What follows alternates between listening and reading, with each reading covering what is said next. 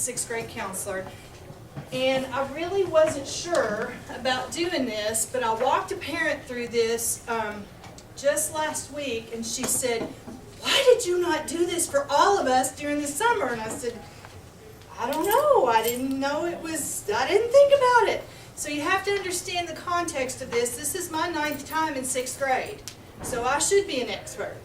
The first time I did it, I'm positive that I was not as good as I am now because I was in the 6th grade, but this is my 8th time as a 6th grade counselor. So when that happens, you would expect someone to have a few tips and tricks to share with you. So hopefully you'll get something useful today. I know, especially the young ladies, want all that cute stuff for their lockers, the light-up chandelier, the wallpaper, I know they do. Think less is more. Always essentials. Because what happens the first week of school, every time they shut their locker, something falls. They're just in tears, they're shredded, they're late to class, the chandelier gets stuck in the door. I mean, you name it, it happens. So try to think, even when you're school shopping, less is more. It does not have to be elaborate, despite what they tell you, okay? The other thing is, if they're saying, "But Mom, my teacher said that," don't. They're getting to be teenagers. Do not buy what they tell you the first time. Communicate directly with the teacher. If they say, "Yes, I have to have this graphing calculator that costs $149 for 6th grade math, I must have it," email the teacher. Chances are the teacher said, "If you have a graphing calculator, you can use it. We won't need it this year," and they're telling you they must have it. If it's a must-have and they're just sweaty and panicked, I would definitely call the teacher. And then you're going to have to monitor a lot. Because the first week of school, they probably don't have a single pencil that they started with. You might need to get some more. So when school started for my kids, I would buy those big jumbo, like 100 pencils, and I would dole out about 5 or 10 a week.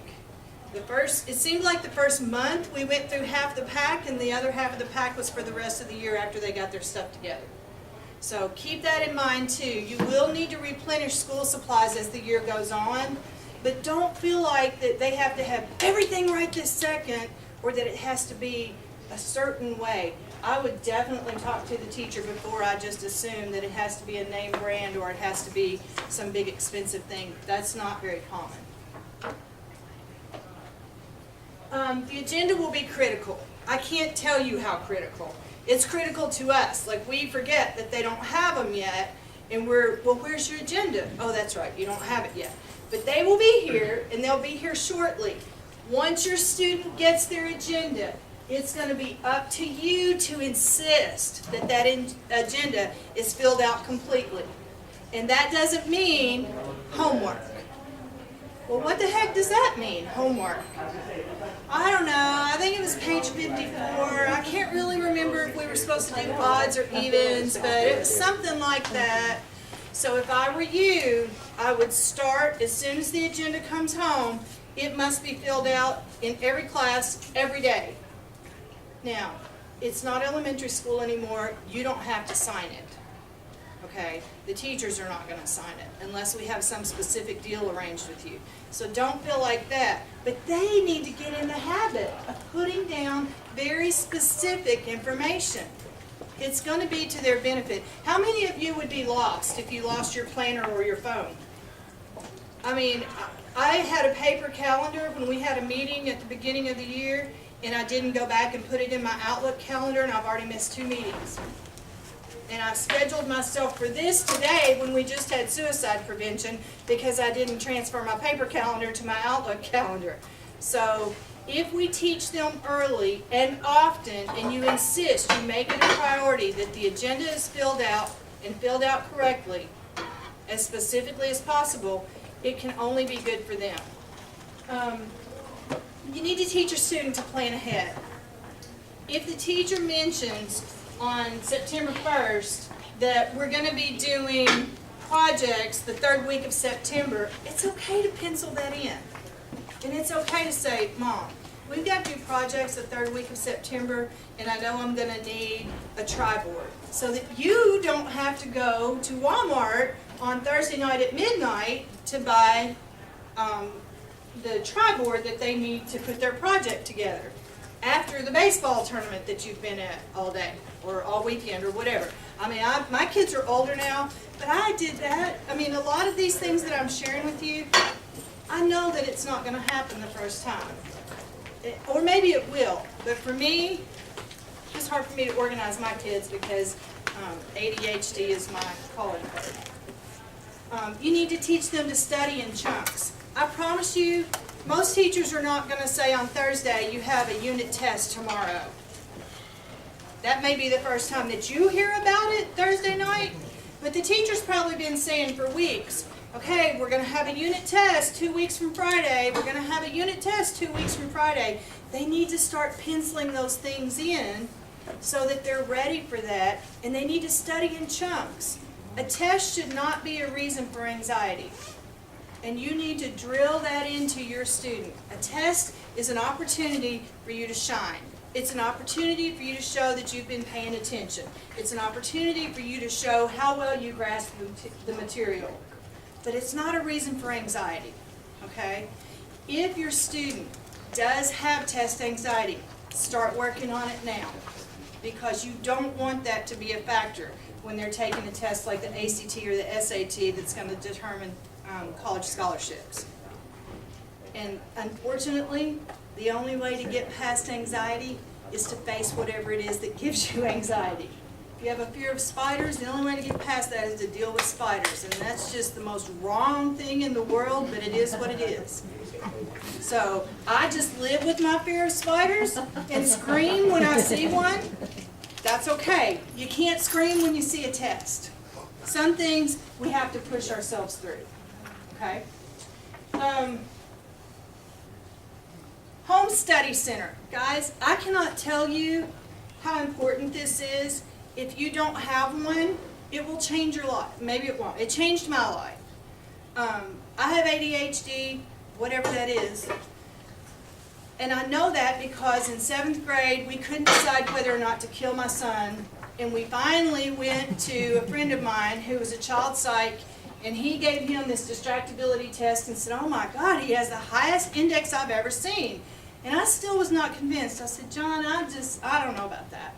Well, you take the test, Lisa. You'll see it's a valid test. So I did. Well, then Ben had the second highest distractibility index that he'd ever seen. And he made a believer out of me because you put these headphones on and you sit in front of the computer and it gives you prompts to click, or you have to click when it says click. Well, I think I only clicked on about 1/3 of the things I was supposed to click on. So I get it, but at the same time, I was already 40 years old. I had made it through college. I made it through a master's program. So clearly I developed some coping skills. Now I will tell you that I was the testing coordinator in my building at that time. My coping skills were not healthy for my coworkers because I would be at school at 3 o'clock in the morning checking one last time to make sure that everything was ready for testing. And I had paper clips in snack-sized baggies and erasers in sandwich-sized baggies. I mean, it was kind of crazy. It was a little over the top. And I wanted all of them to be that way too. It did not, that doesn't work for everybody, and you can't impose your style on everybody else. So when you get a home study center, what it does is help to keep that child from going, oh wait, I forgot my pencil. Oh wait, I need this. Oh wait, I need that. And an hour later, you're just then opening the book. So in that bin, you want anything that even remotely resembles something they might use at school. Ruler, glue, scissors, paper, pens, pencils, anything that you can think of. Mine was 60 gallons so that we could even put poster board in there. And I stopped those midnight runs to Walmart. So once you get that, keep it in a specific place. Again, you're going to have to go back. See, this is the part I wasn't really good at. You need to replenish it from time to time. Because we'd sit down to study, now I need a pencil, and I'm like, well, Okay, there's no pencils. All right, I'm going to Walmart, but you stay here with your dad, and I'll be right back. So you got to look at it, and I would just do it like maybe at the semester. So maybe at Christmas you do it for the second semester. But if you get something like that in your house, then the next thing is to put it in a designated spot, and that's where they study, that's where they study, that's where they study. No, I'm going to be in my room with my headphones on. No, you're not. You're going to be at the dining room table where I can see you, and when you show me that you're responsible enough to do this by yourself, then we'll talk about studying in your room. But until then, we're going to be right here in the family area. Everybody's going to be watching everybody so that we're not up and down, up and down, up and down. And at 10 o'clock you say, oh, I forgot my math. Doesn't work like that. Which means you also have to have a designated time. And yes, I said that, even with field hockey, soccer, ballet, private lessons, all the other things that you have to work into your schedule. Which means you have to decide what your priorities are. And I had a mom say to me, well, we just don't have time for him to do that every night for 30 minutes. We have baseball. Okay. And that's fine with me, as long as it's okay with you. And I hope he's going to be a professional baseball player, because he's not going to be an accountant if he can't do 6th grade math. Okay? So you literally, there are going to be some tough choices. You're going to have to decide what's the priority. And when they know that school is the priority with you, it will become the priority with them. Now that's not going to happen overnight. And I know that you guys are already sending that message, or you wouldn't be here and they wouldn't be at Barrett. But you have to reinforce it all the time, because they're going to test you. And if you have older children, you already know that. Okay, I know yesterday you said I have to do my homework at the dining room table, but I'm going to try and see if you really meant that, because today I'm going to try to go to my room and pretend like I didn't know that you said from now on we're going to study at the dining room table. So it has to be the same message Monday through Friday, or else you open yourself up for all kinds of negotiation. And that's one of the non-negotiables at my house, or was, which is there are no negotiables. This is not a democracy. You're the child and I'm the parent, and there's a reason for that. And then I would go in my bedroom and cry to my husband, I don't know what to do. And that's okay too. You'll get it. How many of you, is this your oldest child? Okay, so strap in and hang on. It's going to get worse before it gets better, but it will get better. And I realize this is probably just an opinion thing, but do you think it's better to have them on the main floor studying instead of holed up in their room with the door closed with no electronics? Yes. There's so many distractions between siblings and dinner and TV and phone calls and all that stuff, but you still think it's better? Well, not if everybody has a designated study space at a designated time. Easier said than done with 3 kids. Yeah, it is, especially if there's age gaps, and I get that, but they're not going to be holed up quiet with no electronics in the classroom. And they're not going to be holed up quiet with no distractions when they're taking a test. So you think put them within your eyesight so you can monitor? Yeah. Okay. And I will tell you, I've tried it both ways, Yep. because he wore me down, and I wish I had stuck to the dining room table. Okay. Because when we had to go back to it, it was not fun. Okay. Yeah. And I'll talk to you some more about some other things that I did later if you're interested. Okay, you're going to tackle transition strategically. This is where you're going to keep a tote or a bin by the front door. How many of you are running to the car and you hear, I can't find my belt?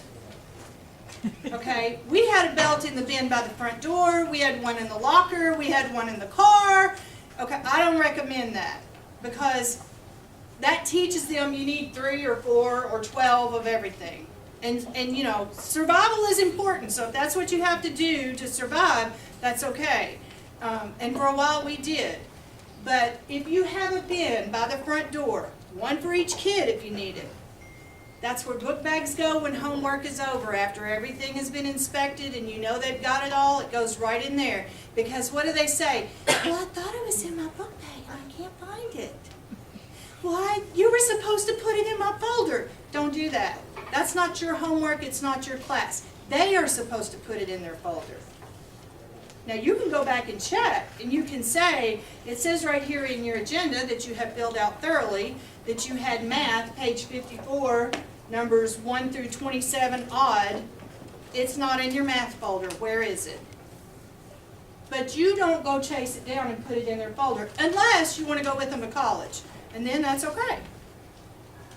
Okay? But what you put in place now is what will stay in place for them with their own tweaks. Nobody's going to be able to organize somebody else completely. It's just not going to happen, because we all have our own little things. You will see me, the kids laugh at me, this is like a part of my body. It goes everywhere with me. I always have one of these and a pen. Number one, because I can't remember anything for more than 5 minutes. And number two, if something comes up, I've got it right here. I don't have to take your pen, which I will never give you back, and I'm not begging you for paper. So I just carry it with me because I know myself. So as they get to know themselves, they'll develop things that work for them. And that's okay, as long as it really and truly works. When they say, I've got a system where you also have a D, it's not working real well. Okay? So that's where you have to make sure that what they say is matching reality. The reality that you want. Go over your student's schedule and plan locker visits and discuss where other things will be kept. Guys, God love their hearts. When they come in the morning, they're like this. They've got sports bags and instruments and book bags and sometimes, breakfast, and they're just like, good morning, Miss Kimbrell, and I can barely see this little head sticking out of all this stuff. And they're getting better because we're into the second week. But there's a place in the gym for them to put their sports bags. If they say, there is. They're not the only kids that bring sports bags to school. There's a place for them to put their instruments. Now, they've got to know where that is, and they don't want to ask any questions, because nobody wants to be a 6th grader in a 6 through 8 school. Okay? I promise you the freshmen at Male don't want to be freshmen. They would much rather be, even sophomores, they would much rather be sophomores. All right? So they've got to know where things go. If they don't, shoot me an email. I promise you, you all, I don't think anybody in this room could send me an email that would surprise me. Sometimes it has happened, but not from anybody here. So shoot me an email. I promise I will answer you, and usually within 24 hours, unless I accidentally delete it, which I did yesterday. And don't panic. We haven't lost a 6th grader since I've been here, so they will make it. Communicate. Oh my goodness. This goes back to go to the teacher directly. When you call me and say, Johnny's got a D in math and I don't know why. I don't either. I'm not in the classroom. I will find out for you, but the quickest way for you to find out is to contact his math teacher. Now, if you're not getting exactly what you need from the math teacher and you don't really know why or how to do that, then you come to me and I'll say, okay, I know you shared with this parent this, this, and this, but what she really didn't understand was this piece. I have no problem facilitating for you, but when you ask me specific questions about a certain class, I just don't know, because I'm not in there either. But I will be glad to help you. Don't email me. Email me, but just know that if you email me about something specific in a class, I'm going to have to walk upstairs and ask the teacher. And it might take me a day to get back to you, whereas if you just email the teacher, she could probably tell you right off the bat. Yes, ma'am. I was just going to ask, in your opinion, how much of that you think we should put on the kids? I usually tell my daughter, I'm like, well, if you don't know, go up to your teacher and ask, before I get involved, I want her to be able to. And that's really good. I'm glad that you brought that up. They need to learn to advocate for themselves, absolutely. But by the same token, when you get something home and you're like, no, that does not make sense. I tell my kids that doesn't compute. Email the teacher. Okay. Yeah, because they'll come home. No, she said I didn't have to do that homework. No, that doesn't compute. Let me just email her and double check that. And you don't have to tell them that you're emailing their teacher. You could even email and say, I directed Stacy to come to you and ask you XYZ. Did she do that? And if she didn't, that's a conversation for Stacy that she needs to go, and I know that's not your child's name, but she needs to go and do that. I think that's a huge piece, and sometimes when they come to me and say, my teacher gave me a 0, and I have my paper right here, and then, I don't walk with them upstairs. I tell them, I see that, and now you need to go show it to your teacher. And I do that in as gentle a way as possible, but the more hand-holding that I do, the less independent they are, and I'm not going to be with them forever. I would not mind that. I wouldn't mind staying with the class until they graduate, but I need you all to know that about me too. If a child comes home and says, I asked Miss Kimbrell XYZ and she said no, I probably did. And it's only because I want them to be ready to hit the ground running when they go to high school. I've been a high school counselor. There are 2 freshman counselors at Mail right now, and they have almost 700 students between them. So how much one-on-one time do you think those kids are going to get? And it's just a function of the next level. There are caps in middle school for 6th grade set at 29. At 7th and 8th grade, they're set at 31. Because you can handle 31 7th and 8th graders. You notice we don't set it at 31 for kindergarten, because we wouldn't be able to get anybody to teach it. Okay? So we have to make sure that our kids are prepared for the next level. And I take that very seriously, having been at high school level. It's not a cakewalk. And it's if they are going to be going to competitive colleges, it's going to be even less of a cakewalk. Don't wait to see how things go, because while you're waiting, they're probably going this way. If you see something that truly is an issue, address it right off the bat. If you're not sure if it's an issue, you might give it a day or so. But if you're positive that it's an issue and you don't want to bother anybody, please bother us. That's job security. Contact the teacher. Call me. Email me. If you email us, that is the quickest way for us to get back to you, because even while Susie is sitting in my chair crying, and I'm giving her a minute to gather herself so that she can speak, I can answer your email. And it's not that I don't care about Susie, but you got to multitask. And the teachers can do the same thing. When they give them 5 minutes to do their warm-up, a lot of teachers will answer their email during that 5 minutes. Okay? So don't wait. If you're positive that it's an issue, and you just don't want to bother anybody, bother us. We want you to. The sooner we know about something, the sooner we can help you. And if I don't know, I can't do a thing. Okay?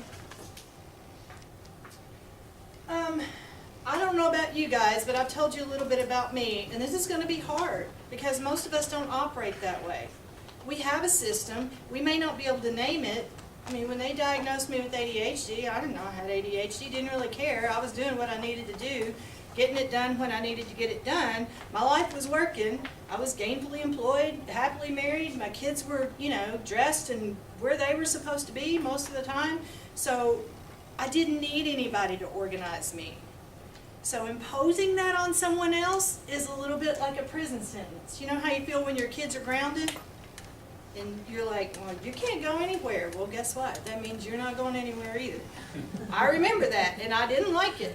And I really didn't like this. And it's still a struggle with my 23-year-old. Have you seen the movie Failure to Launch? We're still trying to launch it. It's going to happen. We're believing it's going to happen. But I know that he has the tools. And so we're at the point that, look, you've got all of this. And if you choose not to use it, we'll miss you. But you can't stay here.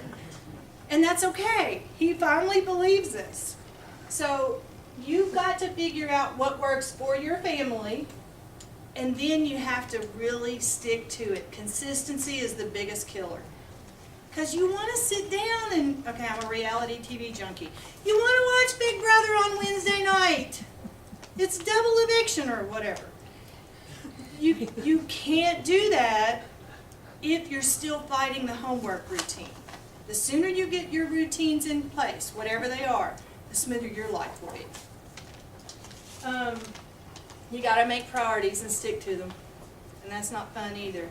You know, it's all part of that adult stuff they keep trying to put on us. It's just not fun. And then ask for help when you need it. If you feel like, I've tried this, I've tried this, I've tried this, ask around. Ask me. Ask Miss May. She's much more organized than I am.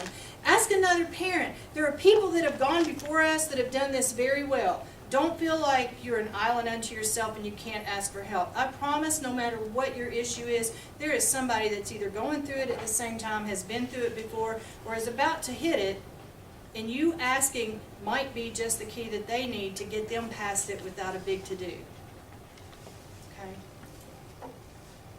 And then just breathe. It's okay. We really have not lost a sixth grader. And lots of people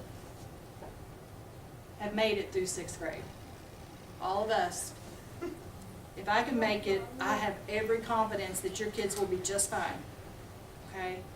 And this is my 9th time, and I'm going to make it through this one too. So, don't sweat the small stuff, and it's all small stuff. If your kids are happy and healthy, and you're all together. Okay. You know those big trapper keepers that they're carrying around, and the 14 notebooks?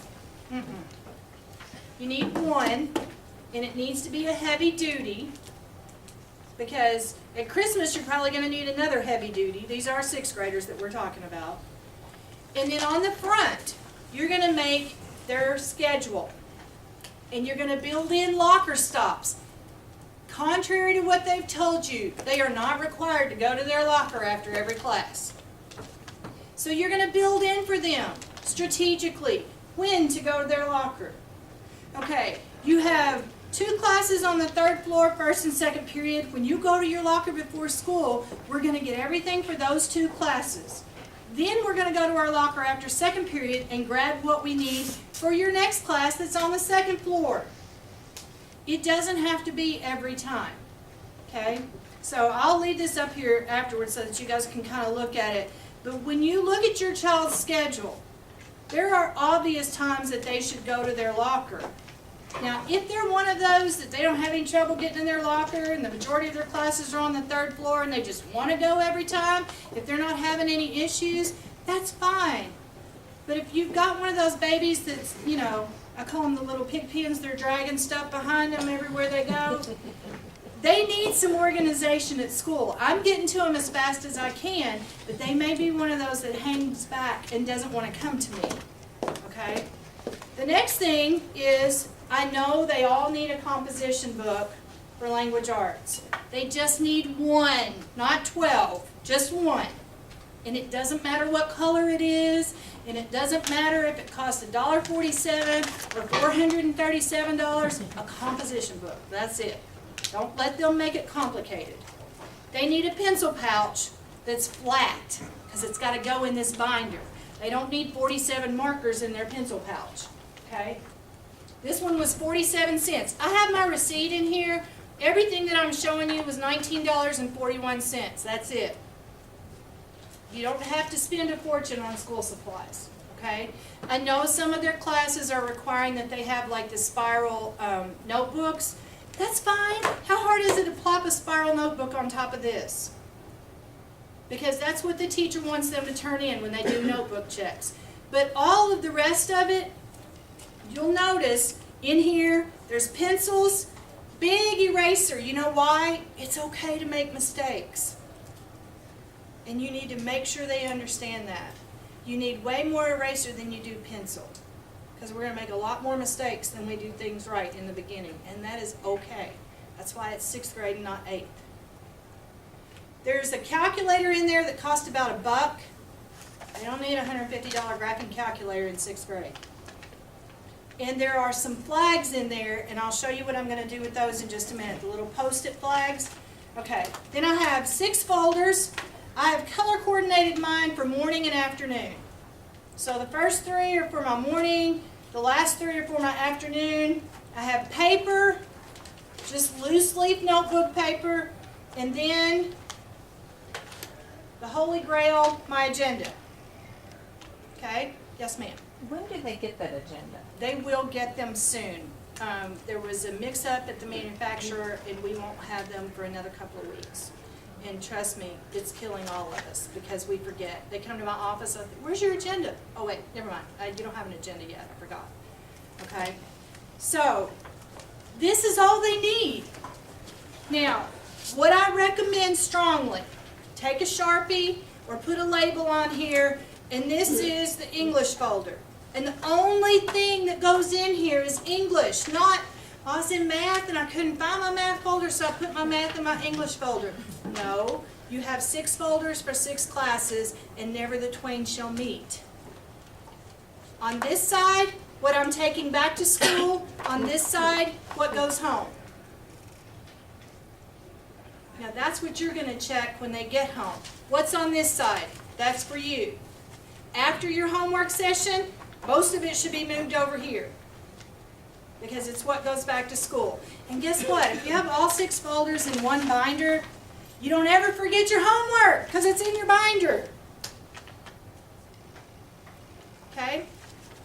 It doesn't cost an arm and a leg, and it's not the rocket science that they make it out to be. It just takes a little bit of intentionality, and that's a big word that I will use with them a lot that they need to know. It's intentionality. Did you think about getting all your stuff to English? Well, I was trying to get my locker straight, and no, sweetie. Our intention right now is to get everything we need and get to English on time. So you've got to talk with them about intentionality and purpose, because they need to make the big things big and keep the little things little. So if your chandelier falls down, that's little. Okay. Now, in a 6th grade mind, that's the big thing. See, that's where we come in, and we have to tell them, no, I know your locker paper got ripped. That's not a big thing. That's a little thing. Getting to English on time, that's a big thing. I can't believe I keep saying English. I was a social studies teacher. Okay, so that's my spiel. Yes? Question, until they get the agendas, what would you recommend they do in the meantime? Is there something the teachers are suggesting? We just talked about that at the faculty meeting, and because we're kind of on a, we don't really have a great timeline. Like, we know they've been shipped, but we don't know when they'll be here, and then they've got to get barcoded. And what I would do is ask them to write important things down. I would just get like a little, something like this, but that has a spiral, so they don't lose it, and just stick it right in there. Yeah. Yes. Okay, how about if we were to just get a small date, like the teacher sign off on that? I wouldn't start that though if I were you, unless it's absolutely necessary, because you don't want a teacher signing their agenda in 8th grade. No, I'm talking about, would she approve of it? Oh, I thought you meant sign it every day. I was like, we try to avoid that. Yes. And right now, it's really not for the teacher to approve or disapprove, because they don't have anything. So they have to use, once they get their agenda, they have to use their official agenda. But until then, if they've got a day planner, that's awesome. But I would make it something that will fit in this binder so that they don't have another thing to carry. You had a question here? Okay, yes. On the agenda, like with my son last year, he had an agenda in 5th grade, and we just discovered that for him, it was better to write a new to-do list every day and keep switching the page and rewriting, because he wasn't filling in his agenda. So is it required if we find out that they're not using it like they should? We can use another He has form? to have his agenda, because that's their hall pass if they need to go to the restroom, go to the office, or okay. whatever. But if you have a system that's working for him, then no teacher's going to check. No, the teachers may say to him, write this down in your agenda. So if you're working with him on a to-do list, then what I would do is email his teachers and say, we have a system that's working for us, and copy me on that email. We've got a system that's working for us. I know he's required to have his agenda. I hope that you'll work with us to use this. Okay. He will write down what you tell him to write down, but this is working for us right now. Does that make sense? Yes. Okay. Other questions? Yes. I received notification from a teacher saying that, is the expectation that I would be on parent portal every day? Or is No. that teacher specific? I I would say, I don't think anyone would expect you to be on, I don't know. If they said that they expect you to be on parent portal every day, then that would be teacher specific, I would think. Okay. I would think as a parent, just for me, because I know myself, I would probably check it like Wednesday, definitely on Mondays, because a lot of teachers will take the weekend to put grades in. So I would check it at least 2 or 3 times a week, unless you know, like, let's say, you know they've got a big project coming up, then the weekend or the week after that project, I would definitely be checking frequently to make sure that everything was okay with the project. But yeah, I don't think the expectation is to check it every day. I'd say that would be a difficult expectation. Thought so too, okay. Okay, other questions? Yes. Tissues and hand sanitizer, teachers are limited with what they can request. Is that elementary school, or can you bring? We can't request hand sanitizer because of the chemicals, and we can't provide it. Tissues, we will take tissues by the truckload, by the semi-truckload, by the 12 semi-truckloads, and teachers will love you and remember you forever. Do they like, because there's 6 classes, do they focus on like your homeroom teacher, take your tissues to your homeroom teacher? So she No, has because that's them, only or- one class. Okay. So if you, and this is just me, if you send in 6 boxes, I'd give them to 6 teachers. Okay, so maybe drop them off at the office instead of making them lug them on the bus? You could, Okay. you could. Or, yeah, that's fine. Okay, thanks. Yes. How long do they have between classes? Because my daughter came 5 home minutes. and said that a teacher had told her that they're not allowed to go to the restroom during class. It's a conduct mark or check if they do. Okay. They have 5 minutes between Okay. classes. The expectation is that they will go to the restroom as long as they have time. Right. If it's an emergency, Okay. then they should be allowed to go to the bathroom. So if you're encountering that, if you will, that's one of those where I would say email me immediately. Yeah, because I told her, I said, well, take the check. We'll go to the doctor and get you a doctor's note if we have to. Yeah, because don't do that, I thought 'cause you that was don't wanna- kind of, Yeah, because that's. she was all upset over it that they said. And they will be. And, Yeah. and understand too, from the teacher standpoint, at the beginning of school, they're trying really hard to hold the line Right. tight, because if not, this is how it goes. Okay, you can go. I need to go, and then you Right. have 28 little people that all of a sudden need to go to the bathroom. Right, okay. So, yeah, it's a case by case thing, but email me and or get with me afterwards and we'll talk about Okay, that. okay. Okay, yes. My daughter has come up with her own system and is using a case-it instead of a binder. Is that okay? If you've got a system that works, Okay, fantastic. okay. Just make sure that it's really working and that it's not burdensome on her. Like I know some kids that are juggling all that stuff very well. They're probably not gonna be able to move at the end of the day, but they're juggling it. So yeah, this is just a suggestion. If there's something like that, the main thing is if it's working and she can replicate it at every grade. Ella Hickman, please come to the main office. Ella Hickman. Mr. Wadle, please call the main Anybody office. else? Questions? Yes. My daughter's having issues with her locker, Uh-huh. and, we came up here at registration, and she worked, and we even tried to open it up, and it's not so much just her getting the number, just lifting the little lever. And I called school, asked them, to look at it to see if there's an issue, because she cannot do it. And she's getting really upset about that. So teacher has to open it up for her, Yeah, there shouldn't be an issue with the locker. So most of the kids that have had locker issues have given me their locker number and we've gotten them straightened out, but I haven't heard from her. Okay. So What should I do? Should I come she and needs do to it? go to a teacher or to me and ask them to report it to the custodian. Okay. Yes. I might have missed this because I was a few minutes late with traffic, but how much time on average when we're trying to get our schedule down to allot for our homework per night do you think we should give? What I've heard at Barrett in the 6th grade is 2 hours. I don't know if that's really true, and I don't know how much of that is piddle, get up and take a break, have a snack, I don't know. I would think that by the end of next week, you will have a really good gauge of how much homework you're going to have each night. Yeah, but I would say somewhere between 0 and 2 hours. I've heard people say 4 hours, something's wrong. Something's way off. I would guess that you will have math homework every night, most every night.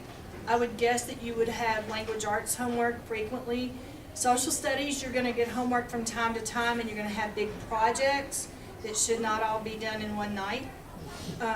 And science, you probably won't have a lot of homework, but when you do, it will be maybe hangover that wasn't finished in class, or leading up to a project or a project. Thank you. Yes.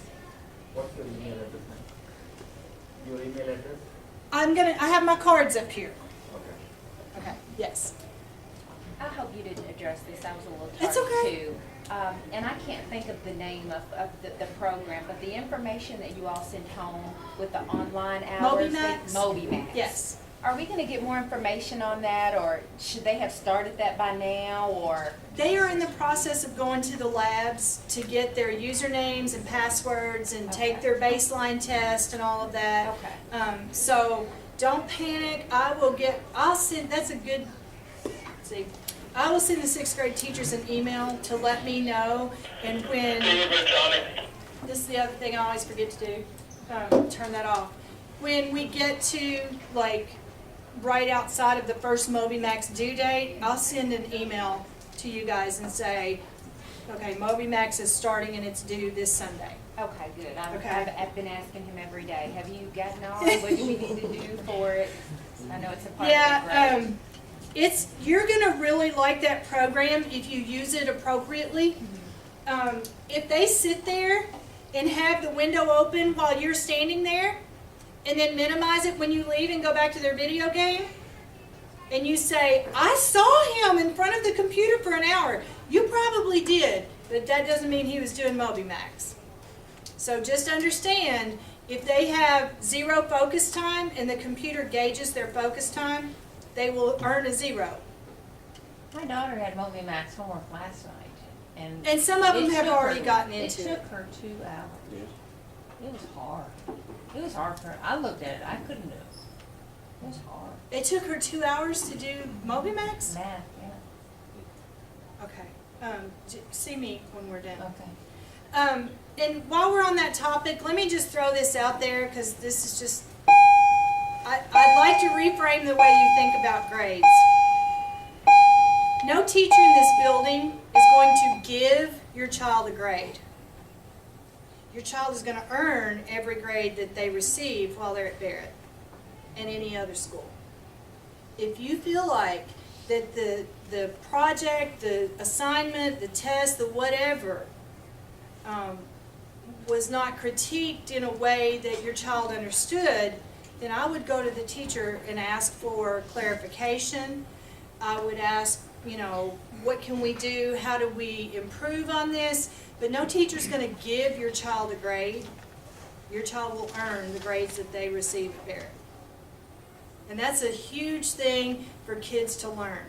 Teachers don't just arbitrarily give you grades. So if we can help reframe that for them, it makes a big difference on their motivation and how they approach assignments. You're going to receive what you do correctly, what you earn. So if you want to earn a higher grade, you have to put in more effort. And on the same note, please don't panic if your child receives a B. Lots of people get their first B in middle school. I got my first B in middle school. I made it through 2 masters and a rank 1. It's not the end of the world. I've even made a C before. It's okay. All right? You have to decide what's acceptable in your house, and we all have the autonomy to do that. But remember to keep the big things big and the small things small. And a B is not huge. It might be a little bit big, but it's not huge. If you know your child can make straight A's, so can I. How many of you have ever had a class that you thought, this professor makes me crazy, I'm taking my B and going home? We don't all love everything, okay? I am never going to be a straight A student in math. I don't know if I ever made an A in math. I probably did somewhere, maybe in 4th grade. But I know it's not my thing.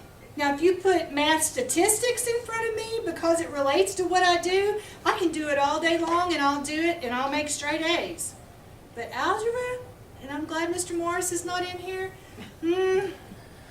just not so much.